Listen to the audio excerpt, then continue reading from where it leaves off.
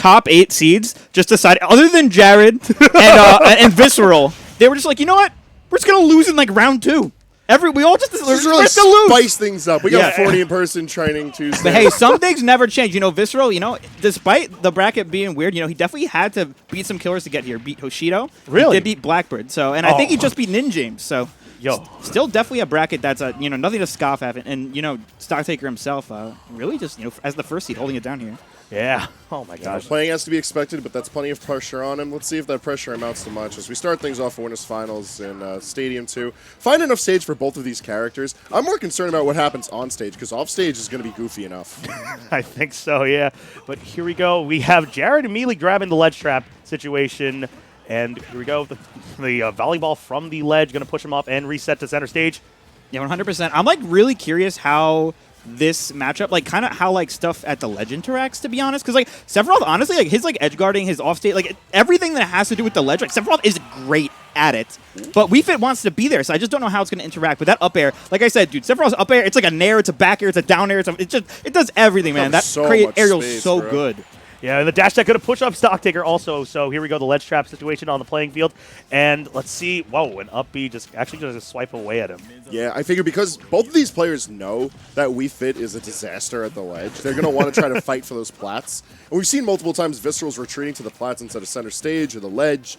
And it's an interesting call, but like you said, that up air is covering tons of space. So I think Visceral's got to be careful about the calls he makes on where he wants to land.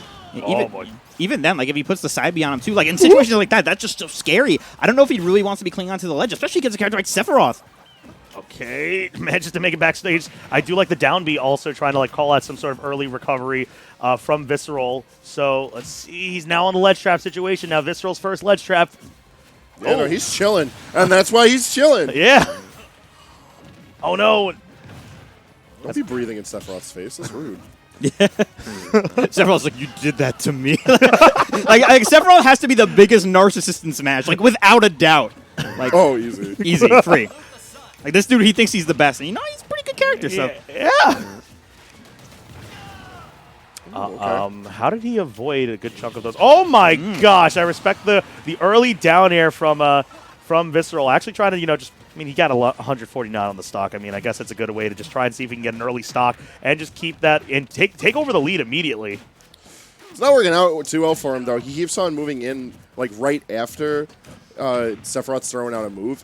And notably, like, a lot of Sephiroth's moves do have a decent amount of recovery, but if you're waiting too long, he is able to just run away. Is he? This character is just able to run, and once he keeps distance from you, then you're not playing a fun game at all. I don't think so at all. He also has that mechanic that when he starts losing the game, he actually starts winning. So, I mean, like, that could, like he's, yeah, oh my god, you're not. Yeah, Sephiroth's forward air is like one of the most nonchalant animation. Like he's literally just not putting any effort into. He's like, he's poking it. He's like, you challenge me. You're going there. I remember one time I was talking to Krabs and he was like, "Yo, Sephiroth's forward air, it's like this," and he's like, "Ugh," and he just like it really, literally is like the visual definition of whatever noise you make that goes, like no effort. It's an amazing move though, you know, and like. Sephiroth. Oh my god, I could go on forever. No bias. Everyone knows I love Final Fantasy. I love Sephiroth. Really? Yeah, it's so cool. No, really? It's no secret. You like Final Fantasy 7? No. Okay. No, I do, but on the real, Visceral himself, you know, like, honestly, like I said, like, honestly, that ledge play, I think, maybe he wants to stay a little bit more on the stage. I feel like that could be a good idea. I'm trying to see Visceral take center stage and keep it, because if he tries to be at the ledge, he's going to get ledge trapped by Sephiroth. And on normal characters, Wii Fit can turn any type of ledge trap situation into some off-stage reversal and then win it. Sephiroth, everything he's doing is going to be at a projectile or a sword's distance. So he doesn't give a damn about Wii Fit. Yeah, for sure. Like, he could just stay at this range and, like, threaten Wii Fit with, like, so many options. And if he ever goes off stage, like, I mean, we could just see the Octaslash come out again, too. All right, there's a down air trying to push Stocktaker off. Gets the grab release, actually, too. Here we go. A bit of a build-up here. Oh, almost got the snipe with the volleyball. He tried to do it to him. He did. Boys, he attempted to do it to him. My man has a family! Yes. Yes, let us cross our commentary bingo cards now. Yeah, exactly. Nice back air. Damn it, that was supposed to be my it happened. Nice back here. I think that was it. It did close the stock. I don't think that was a superb back area, as we would say. You're reading the script too far ahead. Do we have the French ooh-la-las later? Yeah. Oh, no, that's a region exclusive. That's the PAL version. Yeah. Good thing we got no Yoshi's here today, or else we have to be like, ban Yoshi. Like, yes. Oh, nice F tilt. Yeah, no, to Visceral's credit, he is able to come out of these scuffles and like actually make the ledge play turn to his favor in this game, but he needs to try and do so a bit more frequently, because we're only seeing him win neutral like for one every time Stocktaker's taking like 3 interactions. Oh, yeah. There we go. I will say one thing about Visceral as a player, like just honestly playing this man a lot, watching him play a lot, I do think that like even though like obviously like Wii Fit, he's a character that camps, right? I think he's really good in like scramble situations. Like he doesn't really mess up. Like if you are right next to him, he is going to hit you. Like he is more likely to hit you, I feel like, in those situations. So honestly, if he can really this sounds ridiculous talking about Wii Fit, but if he can like actually like push towards Sephiroth, that could be a big deal. No, Wii Fit has deceptively good boxing tools because her damage output is just silly when deep breathing is active.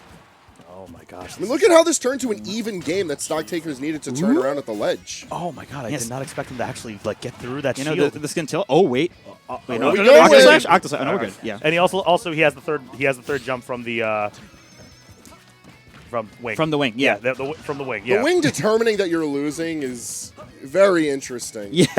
It's like you're losing the game. Oh, it's okay. Yeah, we're No, you're using the not. phrase Back- losing with some very heavy air quotes. Yeah. Yeah. The wing itself has a mind of its own too. Like it literally just comes and goes as it pleases. The wing is like an embodiment of Sephiroth as a character. It just doesn't care, man. Like Oh my gosh. Visceral using that time also for the unfortunate Stocktaker not being able to make it back to the ledge. He uses it to just charge that deep breathing and not going to get it just yet, but oh boy. oh my god, such good This use is of the looking up messy. air. Oh boy, here we go. We gonna see down air? Yep. Yuggy's kidding. Yo, the fact that Shadow Flare also hits the header ball back just makes it such a good move to use against Wii Fit. Oh. In a situation even like that, all right. And a game 2 going to Stocktaker. I feel like Visceral played it out better, but he needs to just do more. Literally just do more of what was working because Yes. he's Yeah. just not catching up to the speed. I don't think so, no. I could totally see this matchup honestly being like kind of like I'm not the matchup. I'm not the matchup master of Sephiroth versus Wii Fit, but like honestly that ledge game like seems kind of tricky for Wii Fit because Wii Fit wants to be there a lot of time, but Sephiroth's pressure like and the ways he can apply it and like when he has wing he's going off stage and stuff, it's really hard to deal It's with. really tricky. It's one of the matchups that it forces Wii Fit to take advantage of our high damage output more and Yeah. then just secure being able to play off stage, but instead we're looking at a different matchup. Greninja is the swap going into game 3. And I can only hope that this is a well-practiced frog.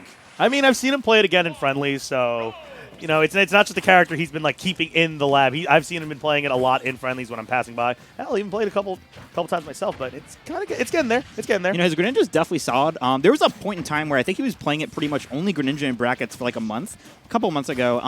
And I fought it a few times. Definitely very, very solid. I actually think this is a pretty decent pick here. I'm going to have to agree. I feel like the speed and the ground control that Greninja provides might be able to give Visceral a bit of leverage, but that off-stage play, like especially trying to come off the ledge, that's still going to be a bit of an issue. So hopefully the speed that Greninja provides is going to be what Visceral really needs. I think so, but here we go. That up air just really challenging a lot of space. I mean, that sword in general is challenging a lot of space. The air dodge not going to make it back to the stage, but oh my god, chops the legs off and... Dinner is served. And this is what I'm talking about. Wing, like Wing is still there. Like is this supposed to go? You just killed the man. Like, okay, it's gone now. Yeah, but it's just so weird, It man. caught on to you. It caught on to you, like saying something here. Ah, shit, the jig is up, boys. I think Sakurai said in the presentation, he's like, when a certain condition is met. It's like, what does that mean? Like There is a formula for when Wing procs and goes away. I couldn't be asked to know it. to but understand it, exists. There's You and me definitely both. some math. You know the equation that comes up when Sephiroth casts Supernova? That's probably... yeah. Oh, exactly. In order to understand, you have to just watch the Supernova animation. Yeah. Which one, the 7-minute one or the one in this game? Wait, hold on. We'll get Yes. Knights of the Round in here too. Wait, like, no, but anyway, no Knights around here. But we do got the frog though. I think, like I said, I do think that the low profiling has been good for him. He's been dodging a lot of fairs, a lot of back airs. Has been really good for him. And along with that, that's the one thing I'm seeing Jared even adjust to. That note how he did a downward angle forward tilt for the ledge trap, as opposed to just a regular, just normal forward tilt. So that's something to look out forward to. But oh wow, God, I forget how long this sword is sometimes. Yeah, no, struggling to find landings really has been the bane for Visceral. coming into this set. And even though Greninja does have a bit more agility to work with here, it's still just Sephiroth taking up so much space. Great catch. No, right when the wing popped up. Yeah. And honestly, if he could do that, just take the stock before wing is even a factor. I mean, we definitely do that. In case you guys haven't noticed, Sephiroth with wing is kind of crazy, so we don't want to deal with that. No, we definitely don't want to deal with that. Oh my gosh. 4 nairs and a dash attack, trying to get a cross-up nair, not going to be able to get it. Up tilt, all right, drag down. No, not yet.